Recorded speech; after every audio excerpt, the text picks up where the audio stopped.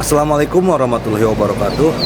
Oke, seperti biasa sebelum dilanjutkan cerita pedang King Dao-nya, bantu Mimin tekan tombol like dan berkomentar. Juga terima kasih sudah dan sebelumnya. Gas. Bab 1405, ditinggalkan, Ye Guan berjalan perlahan menuju kota. Tidak lama kemudian, dia berhenti. Beberapa puluh kaki di depannya, ada sebuah kedai teh kecil. Ada beberapa meja terbuka di luar kedai teh. Seorang wanita mengenakan gaun panjang berwarna tinta sedang duduk di salah satu meja. Wanita itu memiliki rambut panjang terurai di bahunya dan sangat cantik. Dia duduk tegak di depan meja teh, memegang secangkir teh di kedua tangan dan menempelkannya ke mulutnya. Dia menyesapnya, lalu perlahan menutup matanya, seolah sedang mencicipi rasa teh biasa ini. Ye Guan berjalan lurus, lalu duduk di hadapan wanita itu. Tanpa berkata apa-apa, dia mengambil teko di atas meja, menuangkan secangkir untuk dirinya sendiri, lalu meminum semuanya sekaligus. Wanita itu tiba-tiba membuka matanya dan menatapnya sambil berkata, "Bagaimana rasanya?" Suaranya agak dingin, seperti sensasi dinginnya musim semi yang menetes di atas batu. Ye Guan berkata, "Aku tidak merasakannya." Wanita itu menatapnya, matanya seolah mampu melihat isi hati orang-orang. "Ini hanya secangkir teh biasa. Di sini, teh ini hanya dapat dijual seharga 1 koin emas biasa. Namun, jika teh ini muncul di Istana Tiadu, harganya akan sangat mahal. Lokasinya penting, begitu pula orang-orangnya." Ye Guan tersenyum dan berkata, "Sebelum aku datang ke peradaban Swimming, aku sudah bilang padamu bahwa aku bersedia menyerah. Tetapi kamu menolaknya. Mengapa kamu mencoba merekrutku sekarang?" Wanita itu berkata dengan tenang, "Nilai? Kamu harus membuktikan nilaimu. Hanya jika kamu berharga, kamu memenuhi syarat untuk mengubah posisimu." Ye Guan menatap langsung ke mata wanita itu. "Saat kau tahu aku mendirikan Ordo Tao, kau tidak pernah berpikir untuk membiarkanku hidup. Lagi pula, bagaimana mungkin aku membiarkan orang lain tidur nyenyak di samping tempat tidurku? Kau mengirim Dao Zhao, pertama-tama untuk membunuhku sepenuhnya. Jika kau tidak bisa membunuhku sepenuhnya, kau ingin mencoba seberapa dalam air di belakangku. Namun, kau seharusnya sedikit terkejut, karena aku melawan Dao Zhao dengan kekuatanku sendiri. Jadi, kau ingin mencoba lagi, tetapi kau sangat berhati-hati, jadi kau memilih untuk membiarkan kekuatan lain mencoba. Jadi, kau menggunakan bidak catur yang kau tanam di inti peradaban bumi lama." Sambil berbicara, dia tertawa, "Kalian menungguku di sini sekarang. Kalian bilang ingin menyerah, tetapi sebenarnya kalian tidak benar-benar ingin menyerah. Seperti yang kukatakan sebelumnya, konflik di antara kita bukanlah konflik biasa, tetapi konflik posisi. Aku ingin menegakkan ketertiban, dan itu sudah menjadi semacam tren. Ini sama sekali tidak dapat diterima oleh kalian. Bukan, Nona Sui Gujin?" Sui Gujin mengambil cangkir teh dan menyesapnya lagi. Lalu berkata, "Keduanya benar. Tapi aku sudah berubah pikiran. Jika kau bersedia menyerah untuk menegakkan ketertiban, aku bisa memberimu jalan keluar." Ye Guan menatap Sui Gujin. "Aku tidak hanya harus menyerahkan perintahku, aku juga harus menyerahkan menara, kan?" Sui Gujin meletakkan cangkir tehnya dengan lembut. "Sebenarnya, ada jalan ketiga di antara kita berdua. Tentu saja, di awal. Misalnya, ketika aku mengetahui bahwa kau telah menegakkan ketertiban, aku punya dua pilihan. Pilihan pertama adalah membunuhmu secara langsung, dan pilihan kedua adalah memenangkanmu. Namun, kau harus mengerti bahwa bahkan jika aku memenangkanmu, kau tidak akan dengan tulus tunduk pada peradaban Swimming. Kau hanya akan bergantung pada peradaban Swimming untuk mengembangkan kekuatanmu sendiri. Ketika kau cukup kuat suatu hari nanti, kau akan melahap peradaban swimming. Sambil berbicara, dia mengeluarkan sebuah buku kuno dan menyerahkannya kepada Ye Guan. Itulah metode mengamati misteri. Sui Gujin menatap Ye Guan. Kamu peduli dengan orang-orang dan alam semesta. Memikatmu sama saja dengan membesarkan harimau untuk menimbulkan masalah. Ye Guan terdiam. Sui Gujin melanjutkan, rencana awal Anda adalah bergabung dengan peradaban swimming kami, dan kemudian menggunakan peradaban swimming kami untuk mengembangkan kekuatan dan kekuasaan Anda sendiri. Bagaimana jika, saya katakan bagaimana jika, Tuan Ye, jika suatu hari kekuatan Anda benar-benar melampaui yang terkuat dari peradaban swimming, lalu, bagaimana Anda akan memperlakukan peradaban swimming kami? Bagaimana jika, bahkan jika Anda tidak menghancurkan kami, Anda pasti akan meminta kami untuk mematuhi perintah Anda. Tetapi saya katakan kepada Anda, kami memiliki tatanan kami sendiri, dan kami tidak ingin mematuhi perintah Anda. Jadi saya memilih untuk membunuh Anda sebelum Anda dewasa. Apakah ada yang salah dengan pilihan ini? Ye Guan tidak mengatakan apapun. Dia menuangkan secangkir teh lagi untuk dirinya sendiri, menghabiskannya dalam sekali teguk, lalu berkata sambil tersenyum, saya mengagumi kedalaman pemikiran Anda, Nona muda. Sui Gujin menggelengkan kepalanya. Kamu orang baik. Tetapi jika boleh jujur, kamu tidak cukup baik untuk menjadi lawanku. Lawanku adalah orang di belakangmu, orang yang benar-benar bermain catur. Begitu dia selesai berbicara, puluhan aura mengerikan tiba-tiba muncul di langit yang jauh. Dua kelompok orang datang, mereka dari peradaban kehidupan abadi dan peradaban bumi tua. Pemimpin peradaban kehidupan abadi adalah seorang pria parubaya yang mengenakan jubah indah dan tidak menggunakan mesya. Dia tampak lembut dan berbudi luhur, bagaikan seorang sarjana Konfusianisme.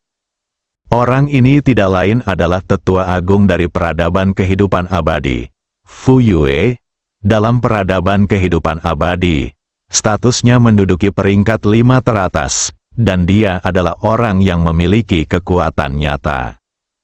Pemimpin peradaban tanah lama adalah seorang lelaki tua, yang tidak lain adalah Qi Yuni, tetua agung peradaban tanah lama.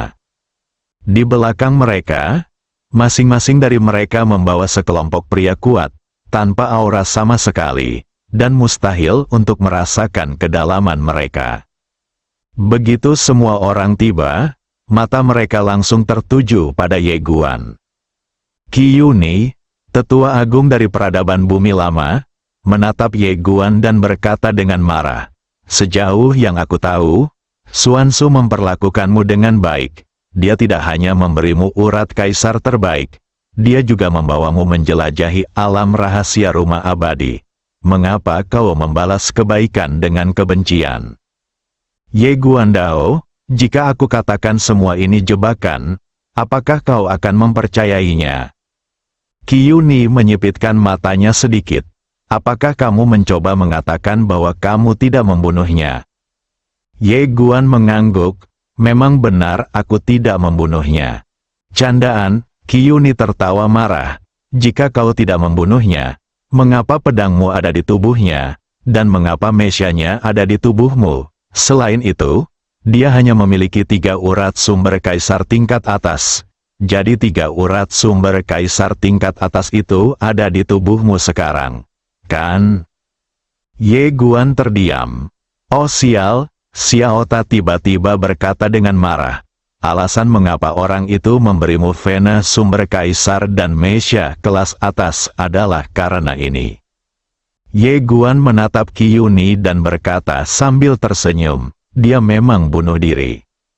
Lancang, Qi Yuni tiba-tiba meraung, dan bersama raungannya, aura mengerikan menyapu turun dari langit.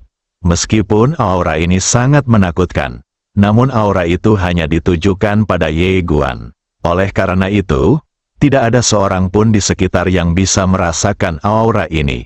Hanya Ye Guan yang bisa merasakannya. Pikiran Ye Guan bergerak, dan kekuatan pedang menyapu, menghalangi tekanan aura itu. Melihat Ye Guan memblokir tekanannya dengan kekuatan pedangnya, Qiyuni menyipitkan matanya. Ye Guan berjalan keluar perlahan. Mu Xuanzu memang bunuh diri. Mengapa dia bunuh diri? Sembari berkata demikian, dia menoleh ke arah Sui Gujin yang berdiri di sampingnya. Nona Sui ini seharusnya lebih tahu daripada aku. Sui Gujin berkata dengan tenang, apakah Tuan Ye punya bukti? Tentu saja. Ye Guan tertawa dan berkata. Dia membuka telapak tangannya dan sebuah bola bundar muncul di tangannya. Nona Sui Gujin, Anda mungkin tidak tahu apa ini. Biar saya beritahu Anda. Ini adalah sesuatu yang diciptakan ibu saya. Ini disebut perekam. Persetan, Xiaota tiba-tiba berkata dengan penuh semangat. Sialan, kamu yang menanyakan ini padaku dari awal. Kupikir kamu ingin merekam pertandingan di Menara Sengwu. Aku tidak menyangka kamu benar-benar melakukan ini. Kamu sudah meragukan Mu Xuanzu sejak awal. Ye Guan mengangguk.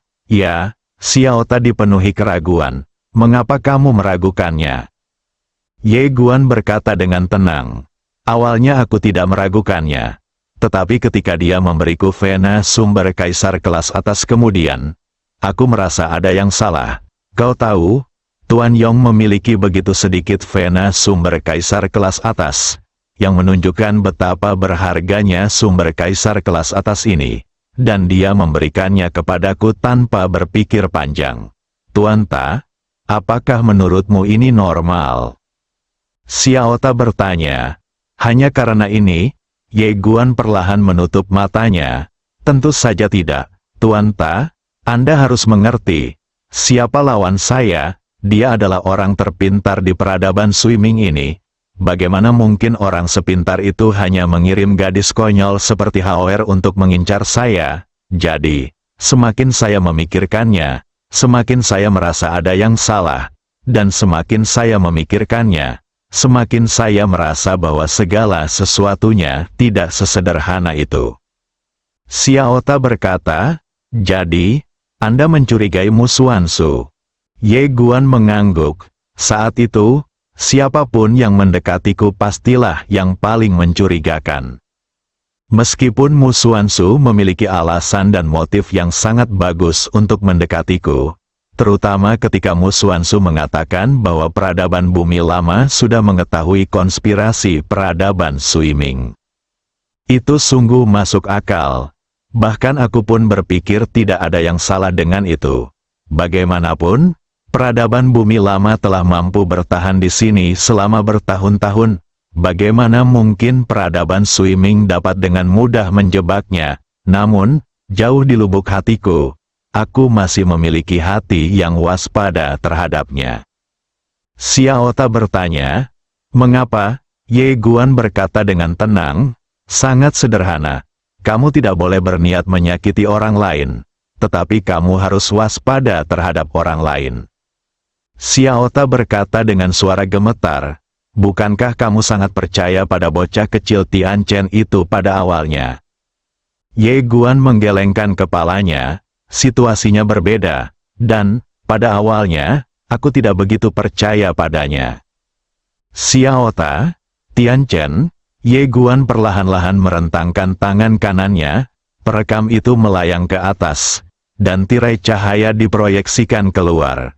Tirai cahaya merekam semua pemandangan sejak dia dan Mu Xuanzu meninggalkan kota Tiadu hingga reruntuhan istana abadi. Saat dia melihat momen Mu Xuanzu bunuh diri, dunia tiba-tiba menjadi sunyi. Ye Guan menoleh untuk melihat Sui Gujin yang duduk tidak jauh darinya. Sebenarnya, dalam permainan catur ini, ada dua buah catur, satu adalah Nona Haoer, dan yang lainnya adalah Mu Xuanzu. Awalnya, aku pikir Haoer adalah buah catur yang dibuang, tetapi aku tidak menyangka bahwa keduanya adalah buah catur yang dibuang. Sambil berbicara, dia menunjuk dan perekam itu perlahan melayang di depan Sui Gujin.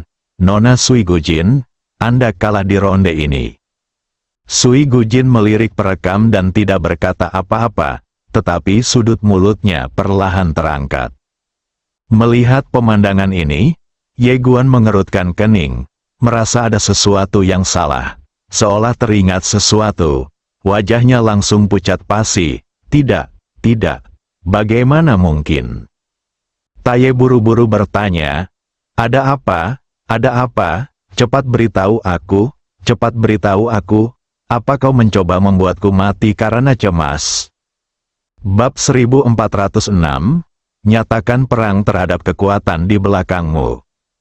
Ada yang salah. Saat Ye Guan melihat senyum di mulut Sui Gujin, perasaan pertamanya adalah ada sesuatu yang salah, dan dia segera mengerti. Dia perlahan-lahan menoleh untuk melihat ke langit. Pada saat ini, Qi Yuni dan yang lainnya menatapnya dengan tenang. Dalam kelompok yang sama, ketiga peradaban itu sebenarnya berada dalam kelompok yang sama. Bukan hanya peradaban Sui Ming yang ingin membunuhnya, tetapi ketiga peradaban itu ingin membunuhnya. Tujuan ketiga peradaban di Tanah Lama adalah sama, dan musuhansu hanyalah sebuah alasan.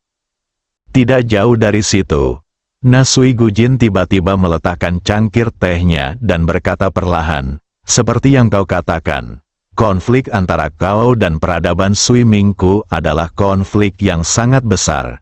Pernahkah kau berpikir bahwa hal yang sama terjadi antara kau dan peradaban kehidupan abadi dan peradaban bumi tua? Ye Guan menatap Sui Gujin, yang berkata dengan tenang, sebelum kau datang, aku sudah menemukan mereka.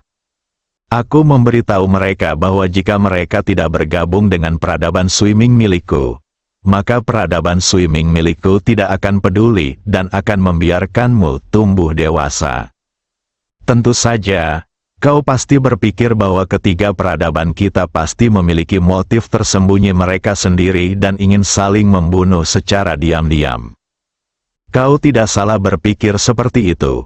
Tetapi kau mengabaikan satu hal, yaitu, situasi yang kau pikirkan berada di bawah premis bahwa tidak ada musuh eksternal. Jika ada musuh eksternal, kita tentu harus menyelesaikan musuh eksternal terlebih dahulu untuk menghindari nelayan mendapatkan keuntungan sementara burung senipe dan kerang saling bertarung. Ye Guan berkata, yang tidak ku mengerti adalah karena kalian semua sudah bekerja sama. Mengapa kalian masih ingin membawa musuhansu keluar? Bukankah ini seperti melepas celana untuk kentut? Apakah ini perlu? Sui Gujin menggelengkan kepalanya, kamu tidak mengerti politik. Ye Guan mengerutkan kening. Sui Gujin berdiri perlahan dan berjalan menuju Ye Guan. Jika namanya tidak tepat, maka kata-kata tidak akan mengalir. Jika kata-kata tidak mengalir, maka segala sesuatunya akan sulit dicapai. Jika kita ingin memulai perang, terutama perang peradaban, kita harus memiliki alasan yang sah. Hanya jika alasan ini cukup sah, kita dapat menyatukan seluruh peradaban dan mengumpulkan semua orang. Tentu saja, dia tidak harus mati.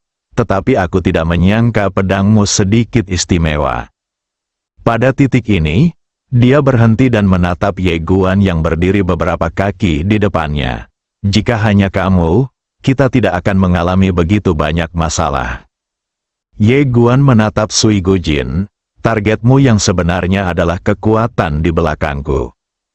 Omong kosong, di langit, Qi Yuni tiba-tiba mencibir, hanya kau yang layak untuk menyatukan kekuatan tiga peradaban, kami sekarang menyatakan perang terhadap kekuatan di belakangmu. Mengerti? Ye Guan melirik pria jahat itu dan bertanya, apakah kamu cukup layak? Qi Yuni sangat marah, kau kasar sekali. Setelah berkata demikian, dia tiba-tiba mengangkat tangannya dan menamparkan Ye Guan ke udara. Saat tamparan ini jatuh, Ye Guan tiba-tiba muncul di dunia gelap yang tidak dikenal. Kekuatan mengerikan yang tak terhitung jumlahnya menyebar dari segala penjuru, siap menghancurkannya. Dentang, tiba-tiba terdengar suara pedang. Lalu cahaya pedang melesat ke langit, menghancurkan ruang dan waktu di depannya. Ye Guan kembali ke posisi semula, dan pada saat berikutnya, dia tiba-tiba mengayunkan pedangnya ke arah Sui Gujin di depannya. Sui Gujin menatapnya dengan mata tenang. Namun, ketika pedang Ye Guan masih setengah kaki darinya, tiba-tiba, sebuah tombak menerobos udara dan menusuk langsung ke bilah pedang King Xuannya. Kekuatan mengerikan yang terkandung dalam tombak itu langsung mendorong dia dan pedangnya mundur ratusan kaki. Di depan Sui Gujin, seorang wanita muncul tanpa seorang pun menyadarinya. Wanita itu mengenakan baju besi putih dan memegang tombak perak, menatap Ye Guan. Di dada kirinya, ada kata kecil, Wu, atas militer. Selain kepala perwira militer, Sui Ming Wenming juga memiliki 4 perwira militer lainnya, yang semuanya termasuk dalam Sui Ming Wudian, dan tugas mereka adalah untuk mengajarkan seni bela diri Sui Ming Wenming kepada generasi muda. Ye Guan tidak meneruskan menghunus pedangnya. Begitu dia berhenti, dia menggunakan pedang King Xuan untuk melakukan perjalanan melintasi ruang dan waktu untuk melarikan diri dari tempat kejadian. Di antara 36 strategi, melarikan diri adalah yang terbaik. Begitu dia memasuki terowongan ruang dan waktu, sebuah tombak panjang dengan niat tombak yang luar biasa menyerbu ke dalam terowongan ruang dan waktu tempat dia berada. Begitu tombak panjang memasuki terowongan ruang dan waktu, kekuatan mengerikan yang terkandung di dalamnya secara langsung menyebabkan seluruh terowongan ruang dan waktu runtuh. Ye Guan terpaksa berhenti, berbalik dan menebas dengan pedang. Wah, cahaya pedang hancur berkeping-keping, dan Ye Guan mundur dengan keras menggunakan pedangnya. Ketika dia sedang mundur, tombak itu kembali menyerangnya dengan ganas. Kekuatan yang dibawa oleh tombak itu begitu mengerikan, sehingga kemanapun ia lewat, ruang dan waktu di sekitarnya dengan cepat berubah menjadi abu seperti kertas yang terbakar. Ye Guan menyipitkan matanya sedikit. Dia tiba-tiba menghentakkan kaki kanannya, lalu berubah menjadi cahaya pedang dan menebas ke depan dengan ganas. Begitu pedang itu menebas tombak itu, tiba-tiba cahaya pedang yang terang benderang menyeruak dari segala sisi dan tombak itu pun terhempas. Di kejauhan, wanita berbaju zirah putih itu mengulurkan tangan kanannya dan menangkap tombak perak itu dengan mantap. Saat berikutnya, dia menjadi ilusi. Di kejauhan, bayangan-bayangan pekat tiba-tiba muncul di sekitar Ye Guan. Dan kemudian suara logam beradu terus bergema dari bidang bintang ini. Perkelahian, menghadapi serangan ganas wanita berbaju putih itu yang bagaikan badai, Ye Guan harus waspada sepenuhnya untuk mengatasinya. Tidak jauh dari sana, Sui Gujin dan kelompoknya sedang mengamati medan perang.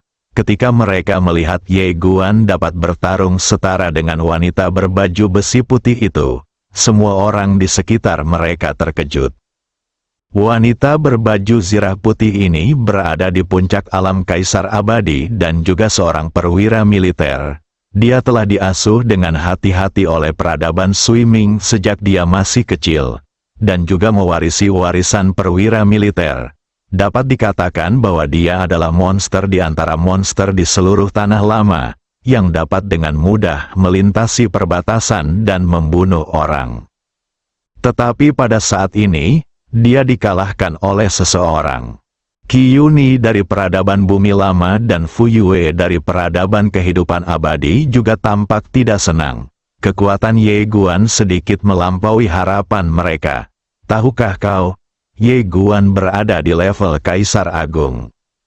Sui Gujin tampak sangat tenang. Dia hanya melihat medan pertempuran di kejauhan. Tepatnya, dia sedang menatap pedang King Xuan milik Ye Guan. Ledakan, pada saat ini, cahaya pedang tiba-tiba meledak di kejauhan. Lalu Ye Guan dan wanita berbaju besi putih itu mundur dengan keras pada saat yang sama. Di sekeliling mereka, energi pedang dan cahaya senjata yang tak terhitung jumlahnya berhamburan keluar, menghancurkan segalanya. Sungguh mengerikan.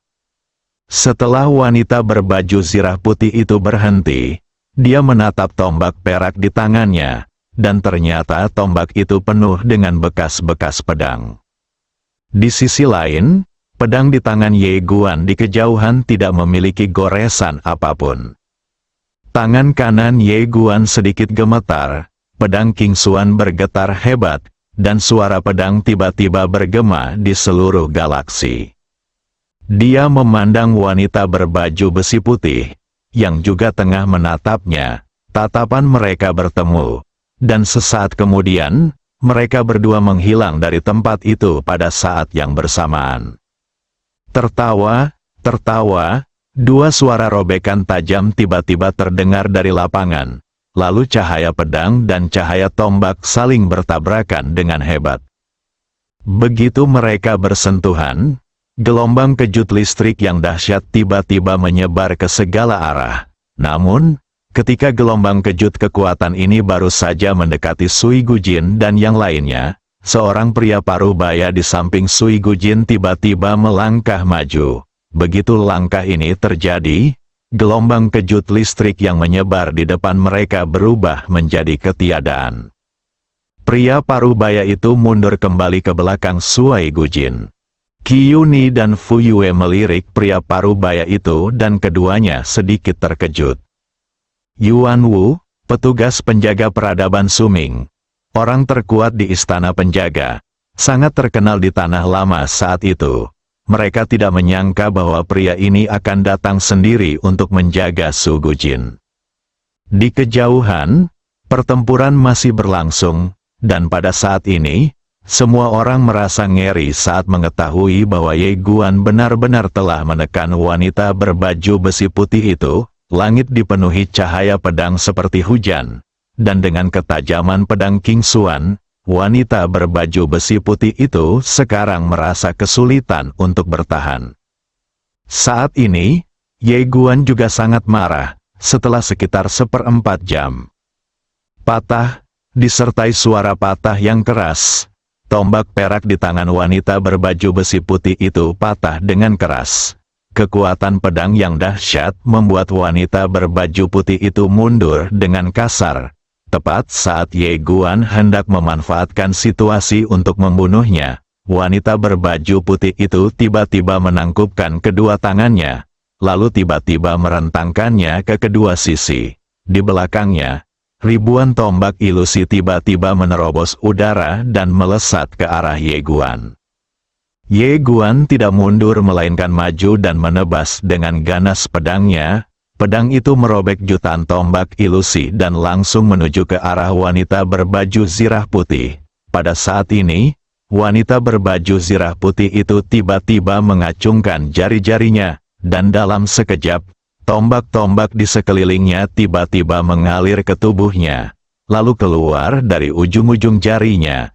Cahaya tombak yang menyilaukan muncul dari ujung jarinya dan menusuk ujung pedang King Xuan milik Ye Guan dengan ganas.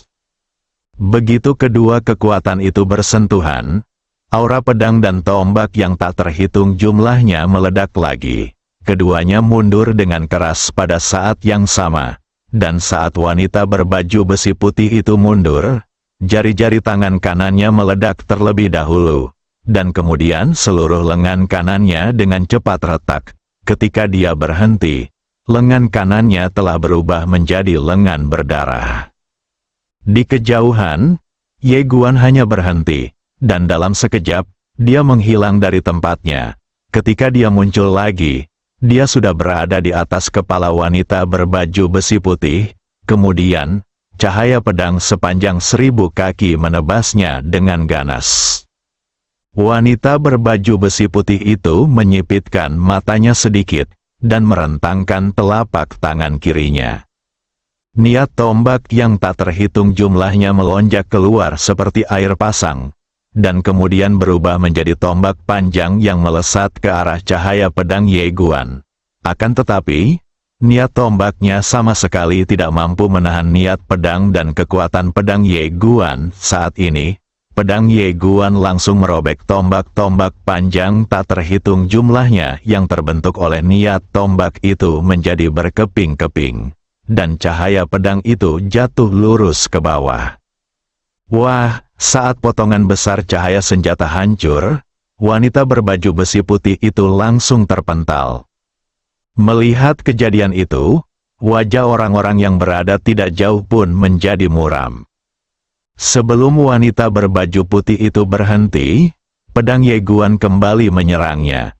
Cahaya pedang yang mengerikan seketika menjatuhkan wanita berbaju besi putih itu ribuan kaki jauhnya. Akan tetapi kali ini dia tidak lagi mengejar wanita berbaju besi putih itu. Sebaliknya, dia mengarahkan pedangnya dan langsung membunuh Sui Gujin yang berada tidak jauh darinya. Terlebih lagi, kekuatan dan kecepatan pedang ini meningkat beberapa kali lipat. Pada saat ini, semua orang tiba-tiba menyadari, orang ini pernah bertarung dengan wanita berbaju besi putih sebelumnya. Dan dia telah menunjukkan kelemahan dan bertindak. Tujuan sebenarnya adalah menangkap pemimpinnya terlebih dahulu, dialah Sui Gujin. Dalam sekejap, pedang Ye Guan telah sampai di depan Sui Gujin. Bersambung.